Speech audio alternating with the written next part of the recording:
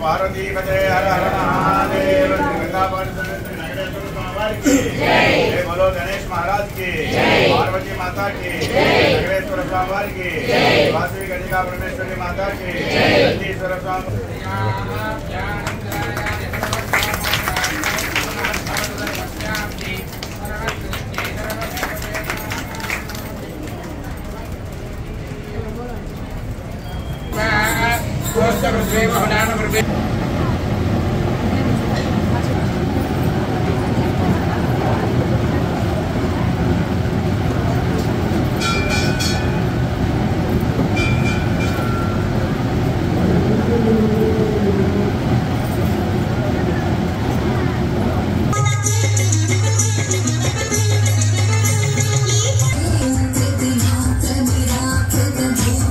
भुवनेश्वरी राजराजेश्वरी आनंद रूपिणी पालयमा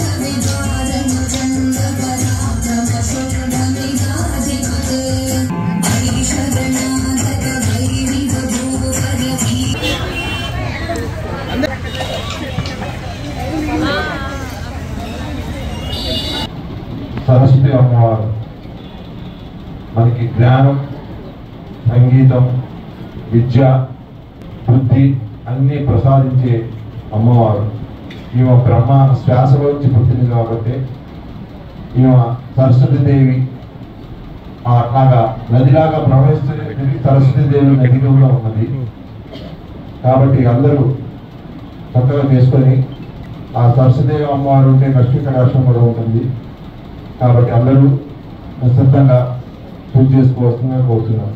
లడ్డు 11 కేజీలు గానపాట ఉంటుంది. అట్లానే మహిళలకి 5 కేజీల లడ్డు పాట ఉంటుంది. మన సంవత్సర దీపాలంకరణ అయిపోగానే మహిళలు కోలాటాలతో ఈ లడ్డు పాట మన ఎమ్మెల్యే గారి సమక్షంలో జరుగుతుంది. కాబట్టి వేలాదిగా మహిళలు పాల్గొని ఆ లడ్డు కైవసం చేయవలసిందిగా కోరుచున్నాం. అదేవిధంగా నవరాత్రులు వాళ్ళ 8వ రోజు గురువారం దాకా ఈ కార్యక్రమాలు మనం చేయాల్సిన పరిస్థితి ఉంది. ఎందుకంటే అధిక మాసం వస్తుందని అంటున్నారు కాబట్టి ఇక్కడ అమ్మవారులు మూలా నక్షత్రం సరస్వతి అలంకారంలో మనకు కనపడతా ఉన్నారు. నేను దుర్గమ్మడికి వెళ్తే 1 గంట నుంచే మూలా నక్షత్రం వచ్చిందని చెప్పారు అక్కడ మంత్రి గారు. అనుకోకుండా దర్శనానికి వెళ్ళడం జరిగింది. చాలా చక్కగా విజయవాడలో కార్యక్రమాలు చాలా బాగా ఏర్పాటు చేయడం జరిగింది. ఏదైతే మైసూరులో ఏ విధంగా ఏర్పాటు చేశారో అదే విధంగా విజయవాడలో కూడా ఏర్పాటు చేయడం జరిగింది. అంటే నరేంద్ర మోడీ గారు కానీ, చంద్రబాబు నాయుడు గారు, పవన్ కళ్యాణ్ గారు ముగ్గురు కూడా ఈసారి దసరా ఉత్సవాల మీద చాలా మక్కువ పెట్టడం జరిగింది. మైసూరు ఏ విధంగా ఉందో అదే విధంగా నిన్న విజయవాడ అలంకరణ చేశారు. 1,30,000 మంది భక్తులు రావడం జరిగింది. చాలా చక్కగా వచ్చారు. అదేవిధంగా బ్రహ్మదేవుడు మన ధ్యానం చేసుకుంటూ ఉంటాడు అనమాట.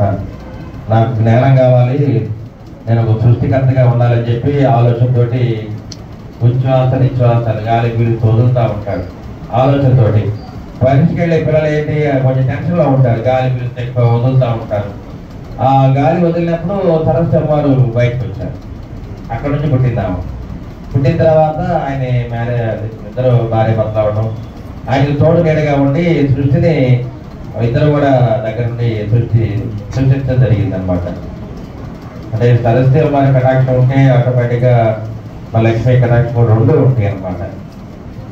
మరి అటువంటి పరిస్థితుల్లో మనం అందరం కూడా సరస్వతి అమ్మవారికి పూజ చేయాలి, లక్ష్మీదేవి గారికి పూజ చేయాలి. చదువు విద్య ఉంటే ఆటోమేటిక్గా లక్ష్మీదేవి మన వెంటే ఉంటుందని తెలియజెప్పడానికి ఇవాళ ఈ మూలా నక్షత్రంలో సరస్వతి అమ్మవారు మనకి దర్శనమిస్తున్నారు.